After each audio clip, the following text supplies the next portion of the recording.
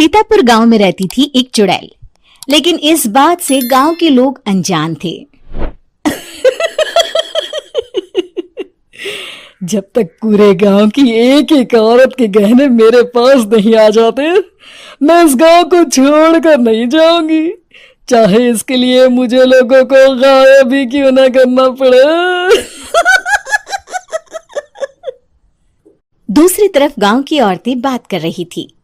अरे सुन रही हो, ये देखो, मैंने कल ही नया हार बनवाया है सोने का, कैसा लग रहा है? बहुत ही अच्छा है ना। पहले तुम पहनो, फिर शादी में अपनी होने वाली बहू को दे देना। और क्या, सोने चांदी का यही तो फायदा है, जितना पुराना उतना महंगा। लेकिन एक एक पैसा बचाकर ये लेना सच में बहुत मुश्किल हो रहा था मेरे लिए। तभी वहां पहली का पति आ जाता है। गांव में एक औरत के घर के सोने के सारे गहने चोरी हो गए। लोग बातें बना रहे कि गांव में कोई चोर घुस आया है जो घर की कोई चीज को हाथ नहीं लगाता, पर सिर्फ सोने के गहनों को ही चुराता है। अब तुम ना अपने ये गहने संभाल कर रखना। हे भगवान, ये क्या बोल रहे हैं? ये तो वही बात हो गई कि गांव बसाने ही और लुटेरे पहले आ गए। दूसरी तरफ गांव के ही एक घर में रंजना रहती थी। उसके पति का गांव में चाउमीन का ठेला था। एक दिन उसके घर में एक औरत आती है। अरे रंजना, तू गांव में नहीं है तो सोचा तुम्हें बता दूं। गांव में बात चल रही है कि गांव में एक चोर घुस आया है जो घरों के सोने के गहने चुरा लेता है। अरे मैं तो सिर्फ ये कान की छोटी सी बाली ही सोने की पहनती हूँ, बाकी गहने तो मैंने गांव के बैंक में लाकर रखे हैं। ये क्या होता है? ना बाबा ना, हमारे गांव की औरतें तो गहने अपने पास ही रखती है। जब कहीं जाना हो तो बस अलमारी से गहने निकालो और पहन लो। दूसरी तरफ एक औरत हाथ में टोटके वाली छोटी सी गुड़िया लेकर घर में चली आती है। अरे कोई है? घर की औरत है क्या? क्या है ये गुड़िया? ये कोई ऐसी वैसी गुड़िया नहीं है, ये जादुई गुड़िया है। इसको घर की अलमारी में रखना। अगर तुम्हारे घर पर किसी की बुरी नजर होगी तो रात भर में ये पतली सी गुड़िया मोटी हो जाएगी। मैं कल आकर ये गुड़िया ले जाऊंगी और तुम्हारे घर की सारी बुरी नजर छूट जाएगी, समझी? अरे वाह, ये तो बहुत कमाल की गुड़िया है, दे दो। कितने की है एक? अरे नहीं नहीं नहीं, ये फ्री की है। मेरा काम इस पूरे गांव को बुरी नजर से दूर रखने का है। हाँ। भली औरत उसके हाथ से वो गुड़िया लेकर अलमारी में रख देती है। लेकिन अगली सुबह जब वो उस गुड़िया को देखती है तो पतली सी गुड़िया मोटी हो चुकी होती है। हे भगवान, ये क्या? किसने मेरे घर को बुरी नजर से बांध रखा था? तभी वो गुड़िया वाली भी आ जाती है। मैंने कहा था ना, घर पर बहुत ज्यादा बुरी नजर है। लाओ, ये गुड़िया मुझे दे दो। औरत वो गुड़िया उठाकर उसे दे देती है।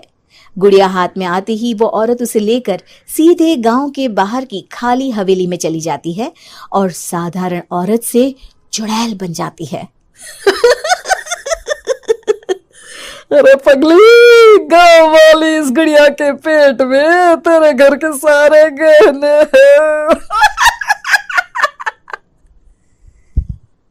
इतना बोलकर वो गुड़िया को फाड़ देती है और सारे गहने निकाल लेती है। वहीं दूसरी तरफ, हे भगवान, मेरे घर के सारे गहने चोरी हो गए।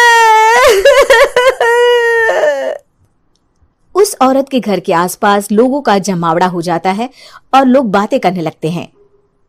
लो जी, ये भी घर गया।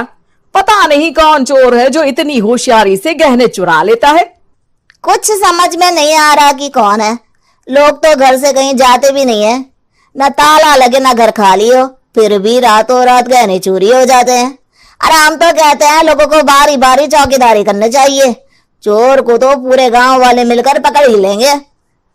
लोग बारी बारी घरों की चौकीदारी भी करते हैं, लेकिन चोरी होने का सिलसिला रुकता ही नहीं। फिर एक दिन रंजना के पड़ोस से भी रोने की आवाज आती है। अरे आज ही घर की बुरी नजर उतरी और आज ही सारे गहने भी चोरी हो गए। कैसी बुरी नजर? क्या हुआ था? तभी वहां उस औरत का पति भी आ जाता है जिसके घर में गहनों की चोरी हुई थी। हाँ, मेरी बीवी ने भी किसी गुड़िया को घर में बुरी नजर उतारने के लिए रखा था, लेकिन अगले दिन गहने चोरी हो गए। अब रंजना को कुछ कुछ बात समझ में आ जाती है।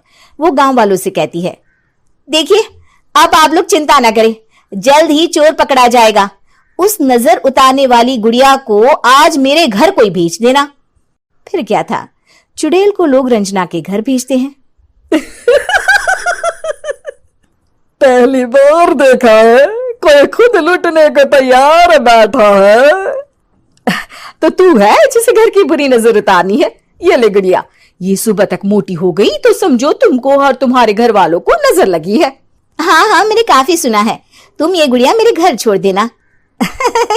अरे क्यों नहीं, कल सुबह आऊंगी जब गुड़िया तुम्हारे घर की सारी बुरी नजर लेकर मोटी हो जाएगी, ठीक है? अब क्या था, रात को रंजना ने पूरी नजर गुड़िया पर रखी। वो अपने पति और गांव के कुछ लोगों को घर की खिड़की से घर के अंदर नजर रखने को कह देती है, और फिर जो नजारा सब देखते हैं वो हैरान करने वाला होता है। गुड़िया धीरे से अलमारी खोलकर बाहर आती है। अलमारी के सारे गहने लेकर घर में जहां जहां गहने होते हैं वो लेकर अपने मुंह से खा जाती है। वो जितने गहने खाती उतनी ही मोटी हो जाती और फिर अलमारी में बंद हो जाती है।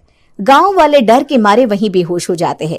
लेकिन सुबह जब वो औरत गुड़िया लेने आती है, रंजना उसका सामना करती है। ये देखो, गुड़िया कितनी मोटी हो गई है, लगता है मेरे घर में बहुत लोगों की नजर लगी है। लाला, ये गुड़िया मुझे दे दे। अरे बहुत कीमती गुड़िया है ये। तेरे घर की सारी बुरी नजर मैं गांव के बाहर वाली हवेली में फेंक आती हूँ।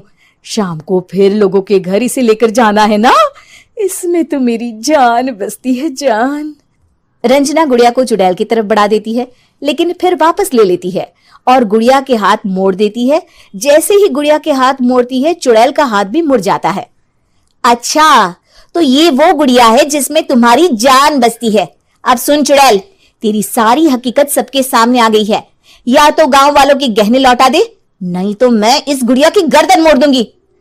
चुड़ैल डर जाती है। अरे नहीं नहीं, मेरी गुड़िया दे दो, मैं सबके गहने वापस कर दूंगी। ठीक है, अब भी जा और सबके सारे गहने वापस कर। चल निकल यहां से। चुड़ैल सबके गहने लौटा कर रंजना के पास आती है।